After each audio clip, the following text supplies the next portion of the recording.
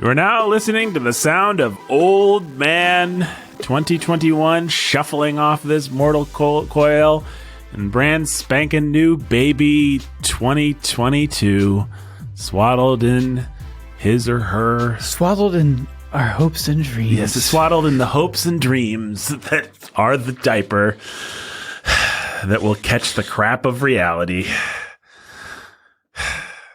Welcome to 2022, folks. It's our first episode. It's our New Year's episode, and we thought we'd take a little time to just personally reflect on where we were at last year and where we're going, and talk about all that kind of New Year kind of stuff.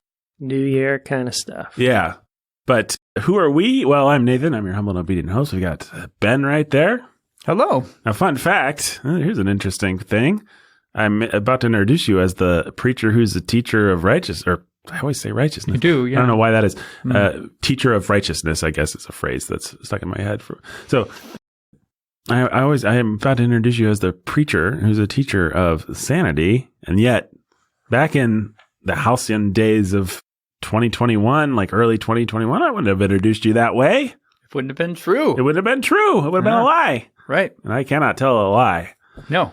Would have been a teacher of insanity. Yep. Yeah, exactly. Ben used to be insane. He would call in from a padded cell every week. Glad those days are behind me. No, you used to not be a preacher. One day you guys will let me out of my straitjacket. Yeah, well, maybe. Maybe. Don't hold your breath. I'd say breathe in, breathe out. That's what a sane person would do. I like to do that.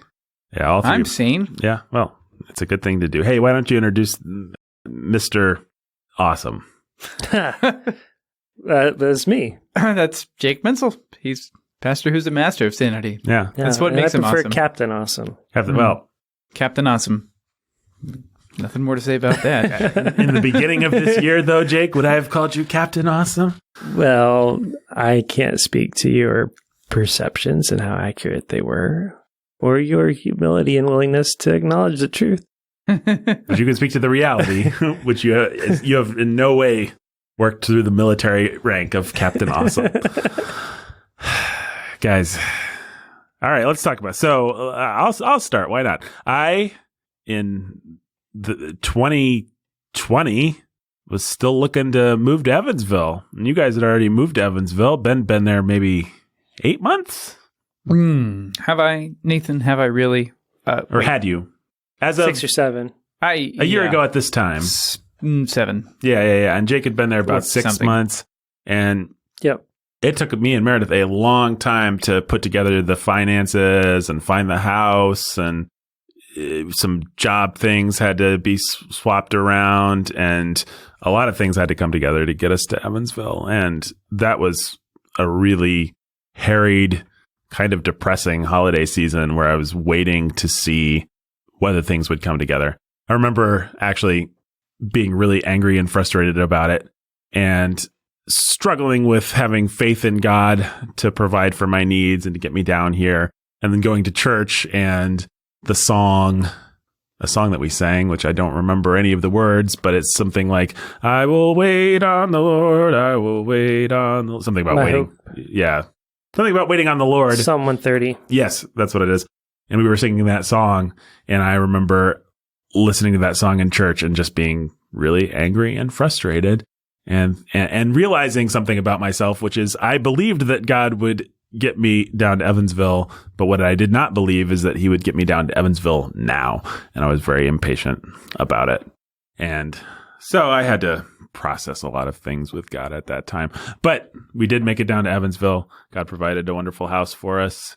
And the other thing about that was that Meredith was pregnant with a baby inside of her at that time.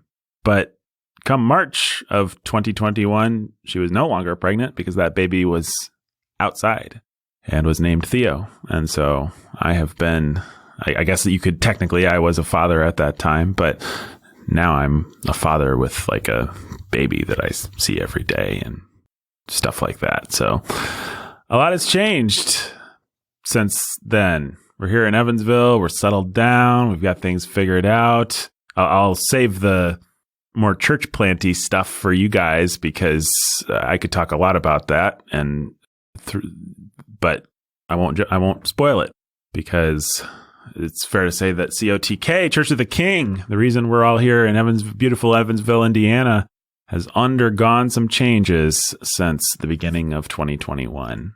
Yeah. I don't know, maybe we should just jump in. Jake, what has changed for you in 2021? From 2021 to now in 2022? When we first entered 2021, we had a Bible study that was meeting at my house, and had only recently had a couple of families start coming to it. So at first it was my family and the Sulcers and a couple of college students. So one of whom had actually moved down with us to start her freshman year at the University of Evansville, one of the top 5 universities in the Midwest among private liberal arts institutions, according to U.S. News and World Report, in case you wondered, in case you were thinking about sending your kid to school somewhere. And so it was just that small group. And then Cynthia's dad died. I always connect that because, this horrible, tragic thing happens on a Friday night, early Saturday morning. And then that Sunday we had, I think, 3 new families show up that had never been to Bible study before. And it was sort of Adam, Cynthia's dad, was a good friend of mine and a big supporter of our church in every possible way. And so when he takes somebody like that away, it was just sweet that he turned around and gave us a handful of families. So anyhow, so we had been meeting as a Bible study, and then suddenly that Bible study started growing. And so at the start of 2021, that Bible study had begun. 2021, that Bible study had begun growing. That Bible study had begun growing, and by February, we had to move out of my living room into a school cafeteria that met in church, but it's what they use it for their cafeteria. And then we launched our first services in Easter, and just a few months ago, we had to move from the community room at the local YMCA into the gym at the YMCA, and our services continue to grow, and it's been sweet, and we've gotten to know a lot of sweet people. We're going to be having some baptisms coming up soon and things like that. So we've gone from a Bible study of, just a handful of people within the space of a year to having a service that could have upwards of 80 to 100 people on any given Sunday. And that's been really sweet. It's been overwhelming. It's a lot of work because our goal is to care for everyone and really care for them as best as we're able. And so it's a lot of getting to know people, working on building and establishing a biblical culture in our church, a lot of teaching and preaching and discipleship that has been happening and that needs to happen. But it's been really, really sweet because we have people that are hungry for the word, hungry for truth, hungry to grow. And so that's been really exciting. So it turned out for us, at least, that COVID was a fantastic time to church plant. Yeah. Mm-hmm. Yeah. A big part of, I would say, a fair contingent in our church are people who during COVID had time to step back and reflect on their own walk with God and their church situation and what they want, what they're looking for, and what they need, what their family needs in a church. And so a large portion of our core, the core of our church, comes from people moving out of sort of mainstream evangelical megachurch type situations. And we happened in God's providence to be here and ready for that.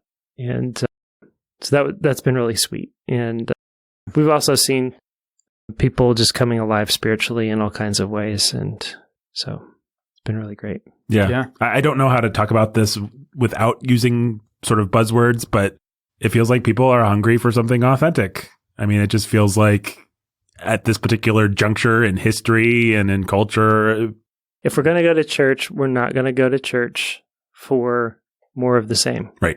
We're going for something different. And if we're not going to go to church, then we're not going to go to fake church. We're just going to not go to church. Yeah. Mm-hmm. So for better or worse, and there is a worse attached to that. Right. Right. We talk on this show a lot about the virtue of hypocrisy. Hypocrisy exists where there's pressure for righteousness. Right. And so if there's no hypocrisy, that means that righteousness is not exuding a lot of pressure. Right. Culturally. That's a bad thing. Which is terrible. Yeah. It's a bad thing. At the same time, stripping away things, stripping away the veneer, stripping away the hypocrisy has its own fruit. It's something God does in times of discipline and trial to purify his church. And we're part of that. And we are sowing seeds and watering and also reaping a harvest because of that. So, Yeah. Well, it's been really cool and exciting. And speaking of cool and exciting, Ben, your life in 2021, what was that like? Well, I mean, everything Jake said about the church plant has been true and a big part of our lives, and it's been great to get to know so many sweet people and see the church grow. So in June, Megan and I celebrated our second wedding anniversary, and was it June or July? It was June when I got ordained. It was also the 1-year anniversary of moving here in June as well. Also the 1 year. So a lot of things happened at once. June's a big month. June was a big month. The Sulcer family. Yeah. Right. Yeah, it was pretty great. And Megan and I have been hoping and praying for children.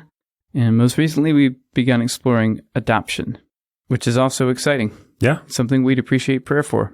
Yeah.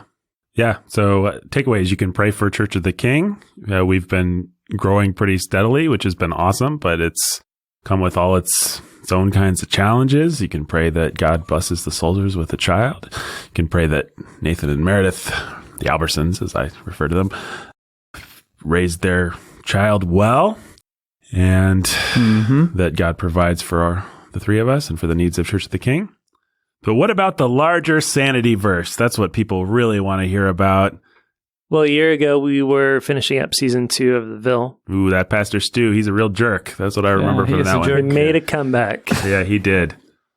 And now he's invincible. Yep. Or so it would seem. Yeah, man. The suspense. Can't touch him now. No. All his junk's out in the open. Nothing you can hold over his head. Yep. Can't touch this. That's what Pastor Stu's probably singing to himself right now. Probably, yeah. Probably. Yeah. So, yeah, a year ago we were finishing that up while, continuing to do Sound of Sanity and making it weekly and all that jazz. And we just finished up season 2 of Chip and Lance. Yeah. Yep. Which is very different from season 1 of Chip and Lance. Very different from season 1. Mm-hmm. But we are looking forward to beginning on season 3 of The Ville, turning our attention to that, getting back into, I don't know if we want to tease anything. There's a lot of exciting thoughts and ideas and things we've been working out. One word, folks. Love. I think that's what we're going to be exploring a lot in the next little chunk of episodes. Love. That sounds great. And this year, I hope you'll see another season of Chip and Lance. Somehow even more exciting than School of the Fates. I think it's fair to say we like the school. And so I don't know what season 3 is going to be, but maybe we'd like to spend a little bit more time with Albert Vandervoort and all that kind of in that world one way or another. I don't know. Yeah. I don't know. We'll have to see, but yeah, we'll have to I like that world. Yeah. It was a fun world to play in. So Right. We're looking forward to the first episode of The Chad Show coming out soon, I'm pretty sure. Right. And Dr. Buckner is getting his own spin-off. I think it's the Chad and Andy show. The Chad and Andy show. Everyone's favorite comedy duo. Yep. Yeah. Works through their issues. Right. And of course, Dr. Buckner's getting a talk show. Yep. And then we've got the Odd Couple. Walter and Gary. That's right. Now, guys, I find them to be very normal. And that's what disturbs me about you. Yeah, well, they're the characters that are closest to my heart, I think. Huh. That's not true at all. And again, that's... That would be disturbing if it's true. But it's not. The character that's closest to my heart is Erica Rosebloom. Now, maybe that's disturbing in and of itself, but... Man. It's true. All right.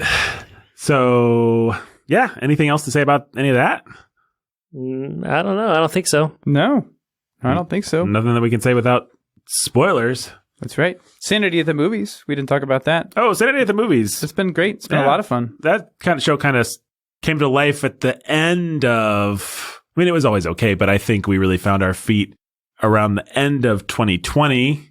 And Yeah. I would pinpoint it specifically with an episode on a beloved classic film called Poltergeist that me and Jake did, where I think we just realized, we could talk about broader cultural context and kind of explore the world that made us and a lot of the baggage that we bring from the 20th century into the 21st century. If you talk about, for example, a silly Spielberg ghost movie, you're not really just talking about a silly Spielberg ghost movie. You're talking about suburbia and family and all that kind of stuff. 70s and 80s politics. 70s and 80s politics and our relationship to the supernatural. Like, there's just a lot in even a silly movie like that. And so we had a lot of fun in 2021. Tried to keep a good mix of classic movies and blockbusters. I think Philadelphia Story, we got a lot of people thanking us that we introduced them to that movie. Yeah, people tend to like it. It's kind of a strange thing for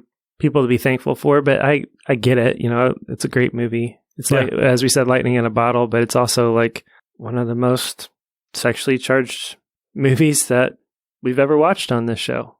Yeah, it really is. It really is. Well, as we've talked about before, our society is so sexless these days that we actually, in watching modern blockbusters, don't get a lot of sex one way or another. And when we do, it's just kind of not with any kind of potency. Not with any kind of potency. Yeah, we may get the bodies, we may get the functions, but what we don't get is any of the potency that comes from the real sexual tension of men being men and women being women, and the two interacting together and the chemical combination thereof. So even if you bring in a horrible feminist brat like Hepburn, Audrey Hepburn. Nope. Catherine. Thank you.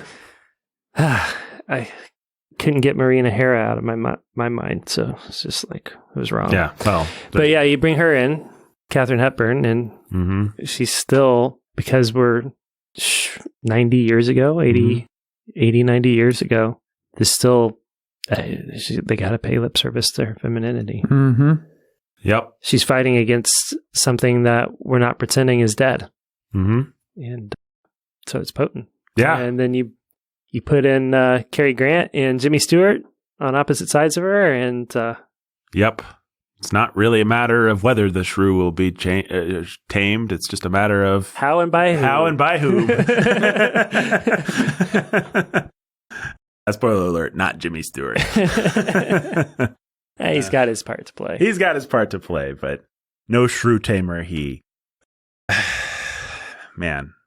And yeah, so that was a highlight from Sanity at the Movies. That was what were the other highlights from Sanity at the Movies? Well, that's a fantastic question. I think we had a couple.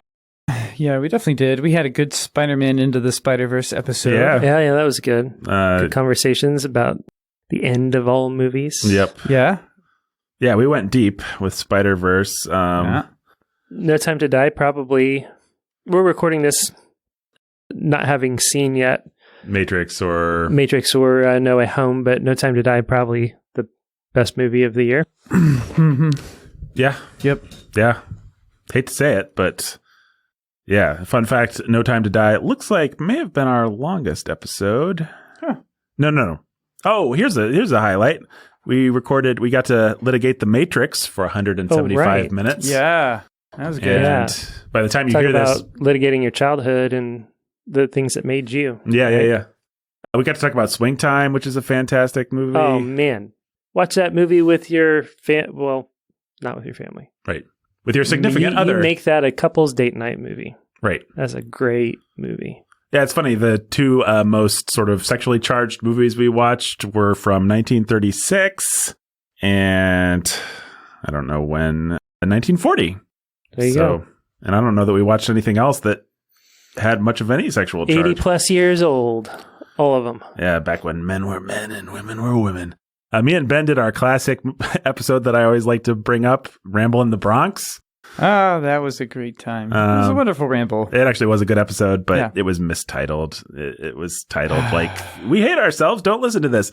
But that's what I read, and why I still haven't listened. It was actually a good discussion. It was a good discussion. But yeah, we got to litigate our childhoods and sort of the whole stupid 90s new metal culture that we came out of when we did The Matrix. That was a lot of fun. I don't know. We got in a little trouble for not liking Dune because everybody likes Dune. Apparently, it's like the greatest. Can't help it that everybody's dumb. Sorry, guys. Yeah, well, a lot of people liked Ghostbusters too.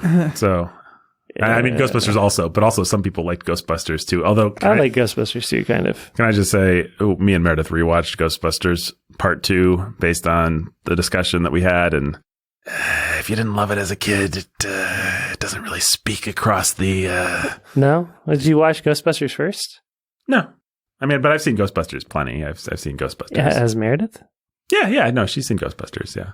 All right. Yeah, she watched... So you're going to give Ghostbusters a pass, but be hard on Ghostbusters too? Isn't that what everybody did? I don't feel like I'm that unique. It's the critical establishment will back me, certainly. All right. I don't know, Ben. I guess you and Megan have to watch Ghostbusters too. You keep thinking that, Nathan. It's pretty bad. I don't know. They still don't give Ernie Hudson anything to do. I felt kind of like the representation just wasn't that good. I don't know. Well, if all you look for in a movie is representation, Nathan, I'm afraid we have different standards. What I look for is a great apocalyptic thrill ride like Nicolas Cage's Knowing. Yeah, I know. That's what I did. Yeah, me too. Which at Ben's behest we discussed. We just had a lot of fun over on Sanity at the Movies this year. We did. That's a fun show to do, and I think some of our deepest, most culturally profound, spiritually rich conversations. What was we had some really great discussion over some Marvel show. Was that behind? It might have been on Patreon. WandaVision. Is it WandaVision? We spent a lot of time talking about WandaVision. Yeah. Yeah, we had some good discussion from both WandaVision and Loki. Yes. I don't remember what the specific good discussion Jake's referring to was. Because we had a good discussion about integrity and storytelling. Yeah, I do remember that vaguely. Was that the one that got lost? Didn't we have one great conversation where the audio equipment... Anyway, man, it's hard to even think which of our discussions was the greatest. So much awesome. So that's what happened on Sanity at the Movies. You already know what happened on Sound of Sanity. You know what happened on Chip and Lance. I don't know. Is there anything else people need to know? Bookending's revisiting some classics in 2022. Yes, we are. The Bookending, I think it's fair to say, took a little while to find its feet after we moved. Yeah. When I first moved down here, the Bookending did its recording. I'd drive up to Bloomington and we'd sit and record. And that happened pretty frequently, actually. Right. When Nathan moved down here, we tried to go to a remote audio solution, and it just took a while to find our feet and figure out how to make that work. Listeners may not realize that we're not in the same room for that show anymore, but they certainly, I think, felt it over the course of the year. Yeah. We certainly did too, and so it took some time, took some work, and I think we're going to be in a better position moving forward. Yeah, I think we are. I think we've set ourselves to the task and had painful, soul-searching conversations, and I think we figured it out. But the other thing that kind of set us back a little bit is we had this Patreon reward, which was a good reward, but it was that we were going to do King Arthur, and it turns out that was just a lot harder than we anticipated to do well. Like, there's a wealth of material, and Brandon was able to give some great context lectures like he does on King Arthur. But in terms of us actually, like me and Jake, taking the time to read Le Morte d'Arthur. How big Le Morte d'Arthur is? I've never read it. I mean, it's awesome, and I had we but time enough, and the other thing, world enough and time, yeah. But that just wasn't in the cards. So I don't know if you're a bookending listener. But the book list for 2022 is awesome. It's awesome, yeah. Including revisiting Pride and Prejudice and even more awesomeness than that. Yep. Really excited. Yep. The Philadelphia Story of Books. Pride and Prejudice. Yeah, that's an insult to Pride and Prejudice. Pride and Prejudice, yes. Yeah. I bet it is. Okay. Well, guys, it was a wonderful 2021, and here's to a wonderful 2022. I don't know why I stumbled over that. 22. Who are here to year 2222. Bye. Bye. 2222? Isn't that what I stumbled into? Yes. Yes, it is, yeah. I'm dying, folks. I'm sorry. Go to patreon.com / Sound of Sanity. Sound of Sanity to support this podcast. And until next time, stay sane.